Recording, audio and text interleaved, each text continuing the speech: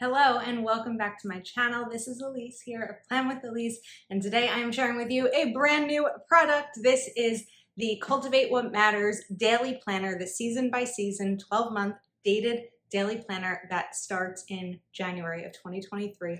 I have been so excited for this to launch. Let's unbox it and I will show you all the things. All right, so one thing I want to note about Cultivate What Matters products is how beautifully they are packaged. It says Cultivate What Matters, let's grow things together. The packaging is eco-friendly and made with paper from well-managed forests. So you're going to slide this off, and it says here season by season with the Cultivate logo. Oh, like this is the exciting part, right? Okay. Oh, look at that sticker, just comes off so easily. Oh my goodness. I love that the color they chose was linen. It's so pretty. I'm going to move all this packaging out of the way so we can focus entirely on this planner. So let's talk about sizing. I have my ruler here. This planner, this part is about 6 3/4, but with the coil you have 7.5 inches by about 9.5 inches. So 7.5 by 9.5. The coil is gold, and I like the gold on the corners here. So season by season 2023 daily planner, and then just a page like a protector thing. Okay, love this. First of all, this bookmark pops right into these so that wherever you are in the month or the week, you can just put this, I think we needed to go up higher, put this bookmark tab right there for yourself. 2023 daily planner. This planner belongs to, and then we have this first page to everything. There is a season. So my understanding is that this is kind of a combination between power sheets and a daily planner.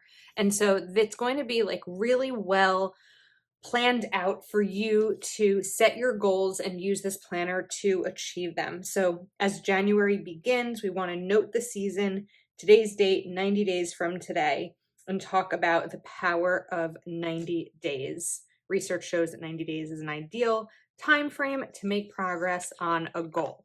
So then I like this, weekly rhythm ideas for the season. So here is where you can kind of set up your ideal schedule. So for me, it would be like sleep, wake up, usually like breakfast, film, shower, start work, some kind of filming or lunch or errands, then work, and like phone calls you could schedule in time to read, exercise, things like that. So I really like the idea of mapping out a weekly rhythm, even if you're not necessarily knowing that you're going to stick with it. Just start to map it out to kind of play around and see what works for you. Now we have a dot grid, which is the divider. So this isn't like a heavy duty divider. It's just a divider for the page where you have the dot grid there, and then the monthly overview with a sidebar here. How can you rest well this month? And then we have my upcoming week. It's so great when you're starting a new week to just kind of map it out. Again, there's a lot of mapping that I'm going to be talking about here. What's ahead, noting important projects, deadlines, and events, goals to focus on, brainstorm action steps for the week ahead, then schedule them on your daily pages. What matters most this week, I am saying yes to, and I am saying no to. And then this is the daily page. So you have hours, 30-minute blocks from 5 a.m. through basically 11 p.m. because it's 10 and 10:30 here. So it ends at 11, starts at 5. Then you have your priorities for the day. Tend to my goals, express gratitude, encourage someone, and today's win.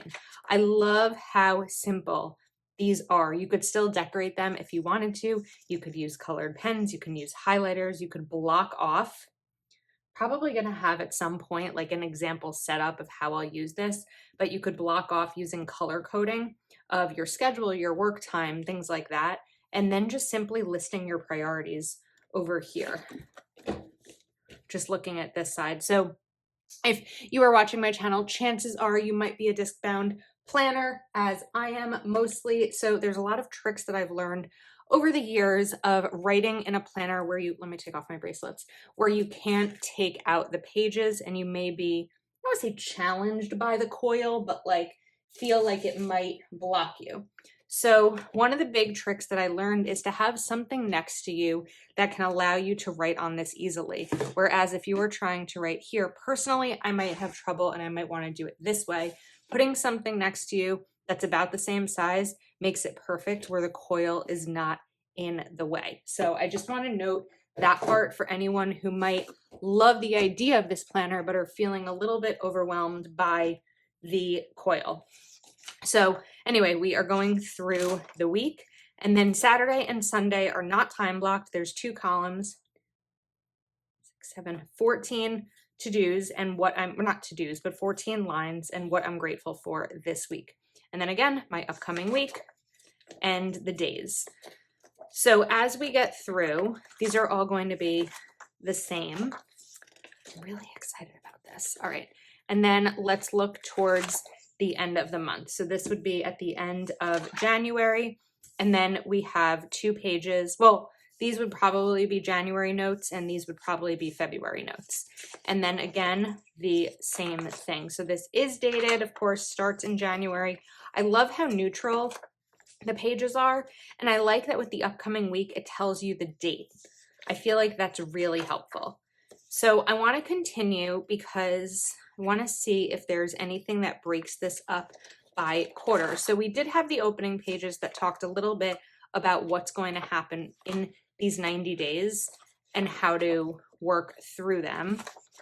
Okay, so now at the end of the 90 days, meaning at the end of March, we have the next 90, well, we have celebrating 90 days. You did it. When you stop to celebrate big and small wins, you'll gain motivation to keep moving forward.